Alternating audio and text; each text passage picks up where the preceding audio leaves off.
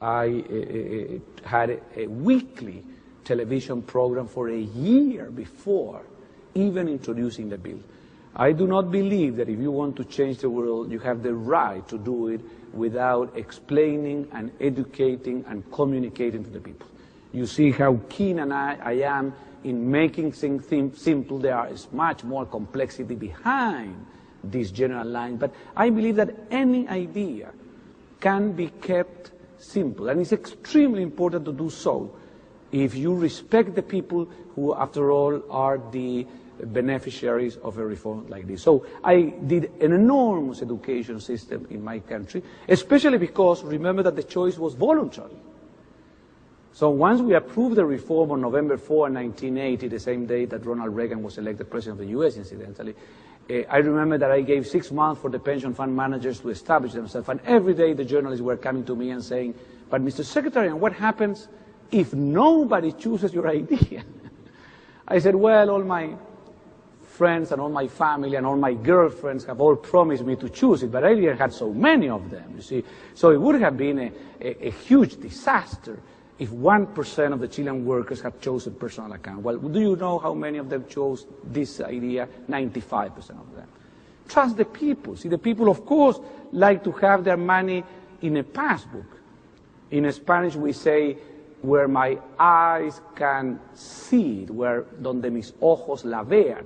My money where my eyes can see it, in a passbook, not in a non-existent trust fund. So educating the citizen is incredibly important. Now, the results, very fast, even though I explained the reform telling workers that with a 4% real rate of interest, they will be much better than with the pay-as-you-go system that was giving them around 1%, as the American one is giving. Thank that this reform has had enormous effect on the rate of growth of the economy, and therefore corporate profits, and therefore stock prices, and every worker is invested in the market. The average rate of return for 25 years has been 10.1% above inflation. So you can imagine the power of compound interest working at 10% a year for 25 years. Now, of course, we have had 1 year with -3. And that year I had to go on TV again and explain people that life has ups and downs. But we have also had a year with +25. So I keep telling the people it is not what the market does in a quarterly or in a year, what the market does in 40 years. And the market is a balanced mix of stock and bonds. And if you are very risk averse, you can be all in a bond fund. And in that case, of course, you would have obtained maybe 5%, not 10%. No, nobody has lost a peso to fraud or insider trading. We created I sent some of my people to the Securities and Exchange Commission to study the best, and to the Bank of England. And so that has been incredibly, and people own their money. Now this has strengthened the economy. The funds already accumulated are equivalent to 80% of Chilean GNP. That is, in America, it will be around $9 trillion of long-term financing. Some of that money is invested in every company in the country. Even nowadays, we are building, all the highways in Chile are being built by the private sector, financed by 30-year bonds bought by the pension funds and paid by tolls. So in the main highway between Santiago and Valparaiso, there is a big billboard saying, this highway is financed by your retirement savings, and the tolls that you will pay in the next mile will finance your retirement benefits. Now, that is market risk, but would you prefer to have your money financed by the tolls paid by drivers between the two most important cities of a country, or by decision of 535 politicians in the capital of their nation? You see? That is the essence at the end of the day. The market risk of a highway between Santiago and Valparaiso is almost zero. The political risk with demographics and politics and demagoguery can be huge depending on the country. This has brought less unemployment, fiscal responsibility, and ultimately fast growth. Chile has doubled its rate of growth from around 3.5% traditionally to 7% a year. We have already an income per capita at purchasing power parity of $12,000 a year. Portugal has 16,000, 17,000. So we will become, in another 10 years, a developed country. We'll be the first Latin American country to become a developed country. Not at the level of Switzerland, but at the level of Portugal, Greece, maybe Spain. And then a very important benefit, when you link workers to the benefits of the economy, the political debate, you see, is much more responsible. Nobody can play in Chile class struggle. Nobody can say if we increase the taxes on the corporations or the very rich. People know that they are the corporation. They are invested. Nobody in Chile dares to propose a capital gains tax increase, because the capital gains tax increase in Chile does not only affect Bill Gates, it affects every single person in the country. So we have had, as you may know, a very peaceful and gradual transition to democracy, 15 years of stability.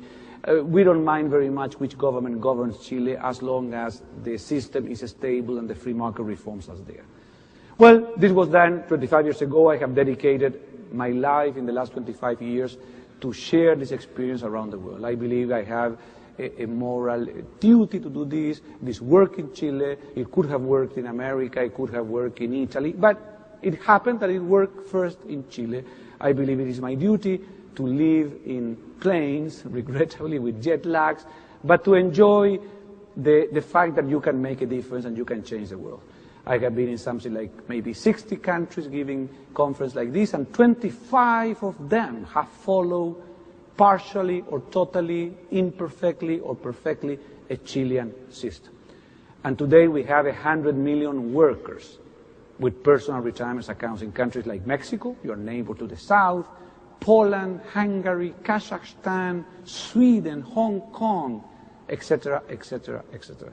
Now, I still feel guilty. After all, there are 200 countries, so I still have a lot to go, another 175 countries. So I know that I have promises to keep and miles to go before I go to sleep, as Robert Frost once famously said. Now, you can see here some statements. You may recognize Mr. McClarty, who went to Chile to look at this before inviting me to the White House, Alan Greenspan, and, of course, the President of the United States. Now, let me finish my last 10 minutes discussing a little the United States of America. I have spent the last 10 years explaining this idea, sharing this idea across the aisle, respectfully, in universities, etc. I always say that I was able to do this in Chile because I was educated in the United States of America.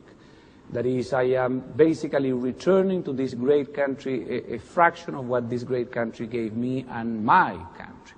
During my Harvard years, I studied the Founding Fathers, and I believe that the secret of America is that you began so well your history with a full respect for the rule of law, for private enterprise, for individual responsibility.